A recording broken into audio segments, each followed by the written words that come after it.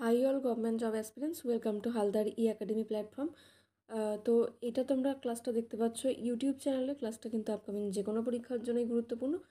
শুভ অষ্টমী সকলকেই, আর পুজো ভালো করে কাটুক। হালদার ই একাডেমির পক্ষ থেকে সবাইকে শুভ শারদীয়ার প্রীতি এবং শুভেচ্ছা।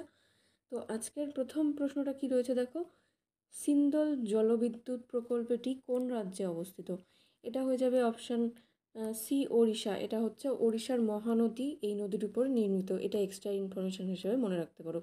নেক্সট হচ্ছে পশ্চিমবঙ্গের দীর্ঘতম নদী কোনটা? পশ্চিমবঙ্গের দীর্ঘতম নদী হচ্ছে গঙ্গা। ঠিক আছে, এটার দৈর্ঘ্যটা হচ্ছে 2525 কিলোমিটার। ঠিক আছে, পশ্চিমবঙ্গে মাত্র রয়েছে কতটুকু সেটাও জেনে রাখতে হবে, সেটা হচ্ছে 520 কিলোমিটার। ঠিক আছে, 520 কিলোমিটার এটা হচ্ছে পশ্চিমবঙ্গে রয়েছে, বাদবাকিটা অন্যান্য রাজ্যে বাংলাদেশেও রয়েছে। ঠিক আছে, তো তার জন্য এই ইনফরমেশনটা মনে রাখতে হবে। তো আরেকটা জিনিস মনে রাখো যে মুর্শিদাবাদ থেকে নবদ্বীপ পর্যন্ত গঙ্গা কিন্তু ভাগীরথী নামে পরিচিত, এবং নবদ্বীপ থেকে মোহনা পর্যন্ত হুগলি নদী নামে পরিচিত। ঠিক আছে, নেক্সট কোশ্চেনে চলে যাচ্ছি। দেখো, আচ্ছা, এটার সেম কোশ্চেন রয়েছে, তো এটার উত্তরটা তোমরা জানো, গঙ্গা হয়ে যাবে।